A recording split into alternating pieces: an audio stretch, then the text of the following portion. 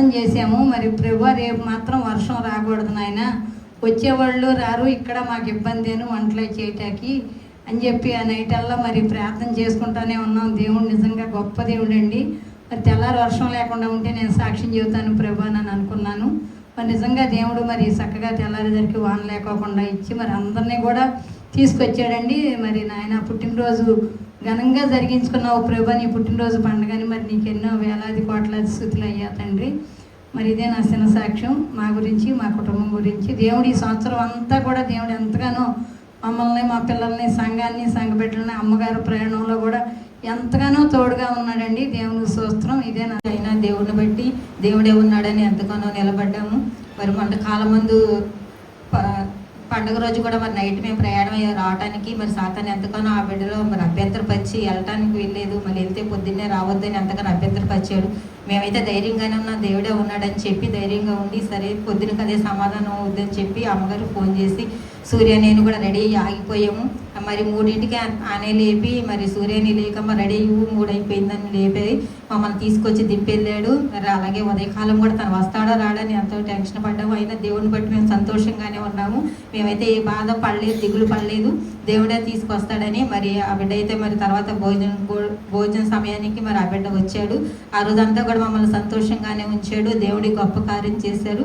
అలాగే సమృద్ధిగా పనులుంటే కూడా సాక్ష్యం చెప్పుకుంటా అనుకున్నాడు. దేవుడు సమృద్ధిగా పనులు ఇచ్చాడు. మరి పనికెళ్ళే మనసు కూడా ఇచ్చాడు. మరి సాతాను అప్పుడప్పుడు ఆ బిడ్డని ఎంతగానో అభ్యంతరపరుస్తుంది, చాలా దుఃఖంగా మాట్లాడుతున్నాడు. ఆ బిడ్డ గురించి మీరు అందరూ ప్రార్థన చేయండి. మన తండ్రి విషయంలో కూడా దేవుడు ఎంతో గొప్ప కార్యం చేశాడు. మరి సజీవ లెక్కలో ఉంచి మరి ఆ బిడ్డ క్షేమంగా ఉండబట్టి ఈరోజు మేము మందిరంలో ఇలా నిలబడ్డాము. దేవుడు ఇంకా గొప్ప కార్యం చేసి వాళ్ళ గురించి మీరు అందరూ ప్రార్థన చేయండి. నైట్ టైం నిద్ర పట్టట్లేదని మరి అమ్మగారు చేస్తున్నారు, మీరు కూడా చేయండి. మొన్నటి కాలం మంది ఎంతగానో ప్రార్థన చేశారు. మీ అందరికీ నా వందనాలు. అలాగే మరి దేవుడు ఈ సంవత్సరంలో మరి దగ్గర ఏ వస్తువులైనా ₹1,00,000 వస్తువులు కొనుక్కునే సామర్థ్యాన్ని మాకు ఇచ్చాడు. మరి దేవుడి కృప మా వల్ల అయితే ఏది కాదు. ఏది కొన్నా నేను చాలా భయపడి ఏసీ కొన్నప్పుడు ఎంతో టెన్షన్ పడి నాకైతే చాలా కోపం వచ్చింది.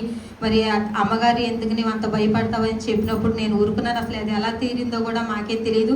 అలాగే ఒకటయ్యేసరికి ఒకటి మరి దేవుడు సిద్ధపరుస్తున్నాడు. మరి నా బిడ్డలకి కట్టే సామర్థ్యాన్ని, ఆ ధైర్యాన్ని కూడా ఆ బిడ్డలకి ఇచ్చాడు. దేవుడు గొప్ప కార్యం చేశాడు. మరి మనం ఉండాలని మీరు అందరూ ప్రార్థన చేయండి. ఇదే నా చిన్న సాక్ష్యం.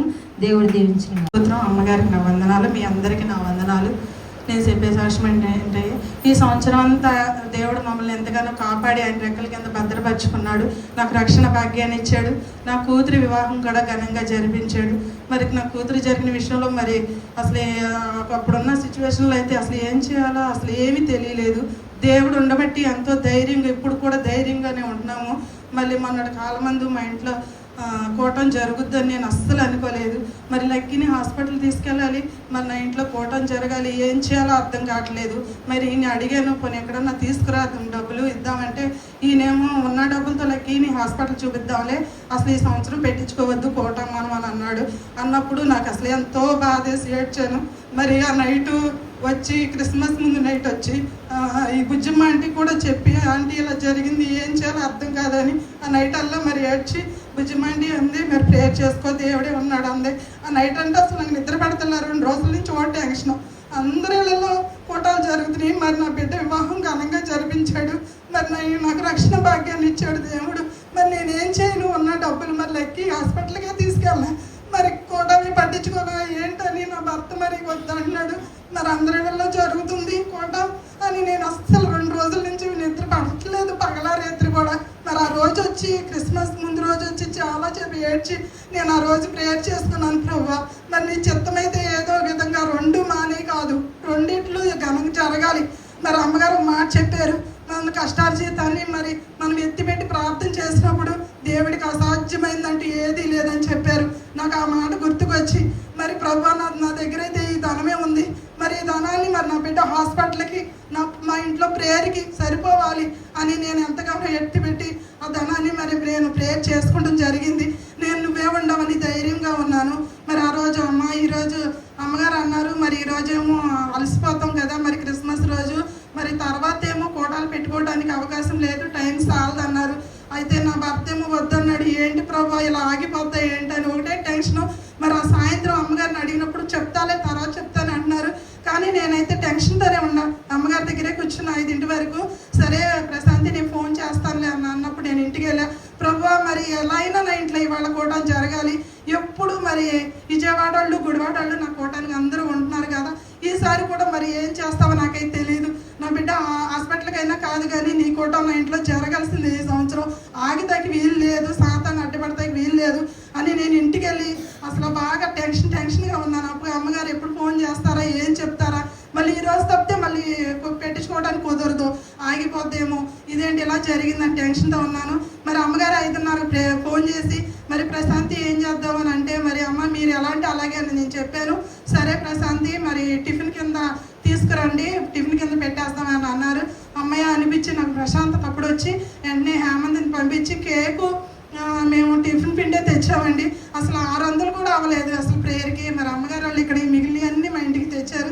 నిజంగా అసలు దేవుడు ఎంత గొప్ప దేవుడు అంటే అసలు నిజంగా అసలు 600 కూడా నా ప్రేయర్కి అవ్వలేదు. ఇంట్లో మాకు కనీసం 3000 అవుతాయి కదా ఆ టాళ్ళు ఇల్లు ఉంటే అని నేను లెక్కేసుకున్నాను. బిడ్డ హాస్పిటల్ అయిన తర్వాత చూపించవచ్చు, కానీ దేవుడు ముందు నా ఇంట్లో కనపరుచుకోవాలి. నేను బాప్టిజం తీసుకోవడానికి దేవుడు కృప ఈ సంవత్సరం నా బిడ్డ వివాహం కూడా ఎంతో ఘనంగా జరిపించాడు అని నా మనసులో ఉంది. కానీ దేవుడు ఎంత గొప్పగా అసలు లక్కీ హాస్పిటల్కి వెళ్ళాం. మళ్ళీ రైతు ప్రేయర్ చాలా ఘనంగా జరిపించండి. 600లో ప్రేయర్ అయిపోయింది మా ఇంట్లో. మరి ఇక్కడ మిగిలిన అన్నీ అమ్మగారు అక్కడ పంపించారు.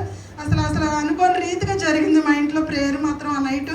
మరి తెల్లారి మరి హాస్పిటల్కి లెక్కిని తీసుకెళ్ళినప్పుడు ఎంత అవుతాయో ఏంటో మరి అనుకున్నాను. కానీ అమ్మల్ని అడిగితే ఇస్తారు, కానీ నేను అడగను, ప్రతిదానికి వాళ్ళ మీద ఆధారపడను. కానీ వాళ్ళు ఏమో దేవుడిని నమ్ముకున్నాక మీరు ఏంటి అన్నింటికి మొదలుతున్నారని ఒకసారి అన్నారు. కానీ నాకు ఆ మాట బాధేసి అసలు ఏమో దేవుడే చూసుకుంటాను. నా బిడ్డే హాస్పిటల్ తీసుకెళ్ళేటప్పుడు నా ప్రేయర్కి అన్నింటికి ఆయనే చూసుకుంటాను. నేను ఒక్క రూపాయి కూడా అమ్మని అడగకూడదని నేను నిర్ణయించుకున్నాను. నా భర్త కూడా ఇంకా నేను చెప్పకూడదు అనుకుని దేవుడే నువ్వే చూసుకో తండ్రి అని ప్రతి క్షణం నేను నడుస్తూ పడుకునేటప్పుడు కూడా ఆయనే ప్రార్థన చేసుకున్నాను. మరి హాస్పిటల్కి వెళ్ళినప్పుడు ఎంత అవుతాయి ఏంటో అంత అవుతాయి ఎంత అవుతాయి అంటున్నారు.